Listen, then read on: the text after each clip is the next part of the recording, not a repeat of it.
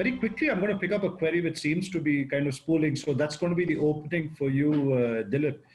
Is I think for the MSMEs, I think the key thought that's running in their mind is how is technology going to, or what are the possible anecdotes that you may have for them in technology that you see that can help them get past the current situation?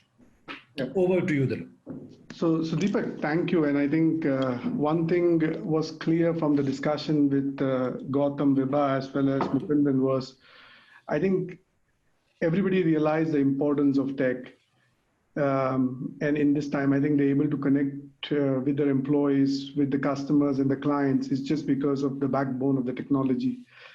And I think it's very interesting. I think everybody is talking for last 5, 6, 7 years about digitizations and digitally transforming and all those things, the big buzzword being used. I think what Corona was able to do in 15 days and put everyone into a digital track was not everyone on the slides and the consulting companies coming and pushing for it was not able to do it. So I think that's the reality. The second aspect, which is important just to get it, that everybody understands, I think at least the traffic in India would have gone up by 10 times. And I think you just need to give a huge shout to all these telecom companies. I think we are able to operate, we are able to work out of home, we are able to do our jobs, I think without any fuss out of it, which is also a remarkable thing which has happened. And I think that's the robustness of the infrastructure which this country also has and the bandwidth which is provided.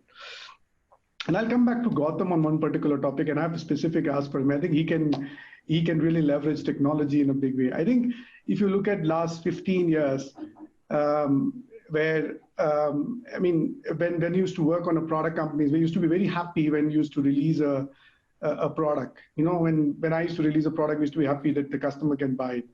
And then over a period of time, what happens is that people were not interested in this what you buy or what you get as a product, and people were more interested in what solution you give them rather than the product. And then slowly over a period of time, you see the transition which happened from product to delivering solutions to the clients or the customer which you have. And what you're seeing now in the last 4 or 5 years, and I think it will even more strengthen with COVID and beyond COVID, is the people are not looking only for the solutions, but people are more looking for how do you get the outcome-based thing that they require, which basically means you're moving towards more and more outcome economy. And I'll give you a good anecdote because I think Gautam was good with his cinema, and I'm a movie buff.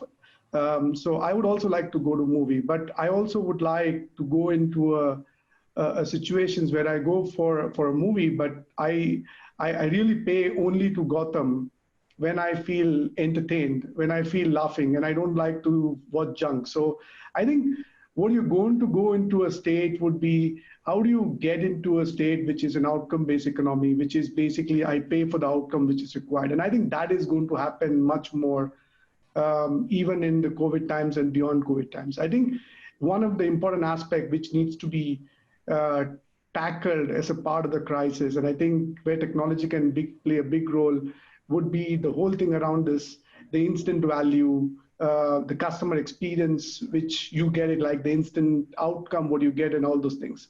So I think those are the two aspects which I feel is genuinely, apart from the security, which is going to become extremely key and important aspect as you go and start working on this topic. So I think just to for everyone on the call, just to keep reminding themselves that I think more and more business will go towards outcome based, more and more business will go towards the right kind of customer satisfactions and right kind of a level of security which they require for making it happen.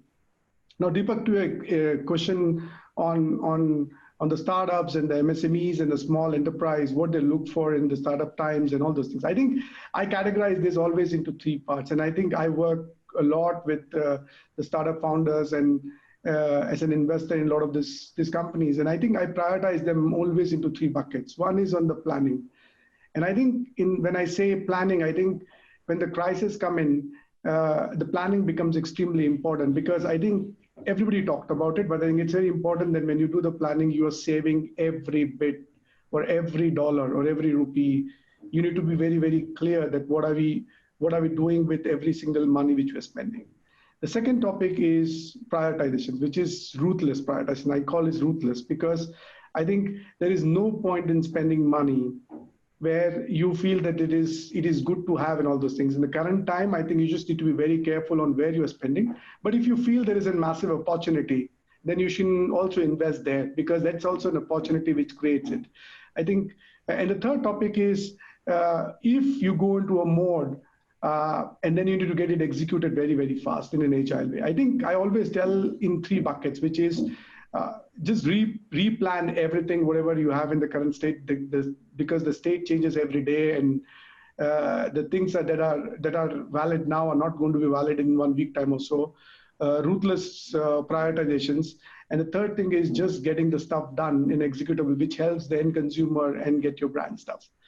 And that is the important aspects on what I will recommend to the people. I think from a personal point of view, I mean, I just joined the banking sector 4 months or 5 months back.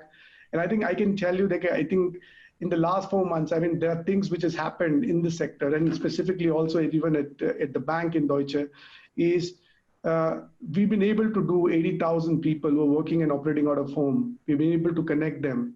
For the first time, we see all the traders and the salespeople selling out of home.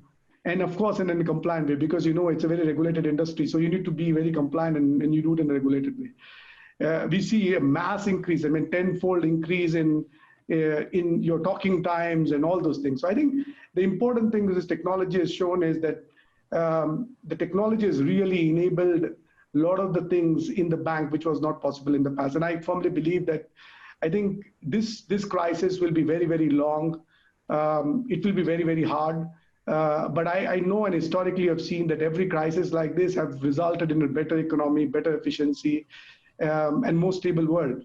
And I think this will also result in a similar way. And I genuinely believe technology will play a massive role, not just in the tech firms, but also for all business which are driven by tech.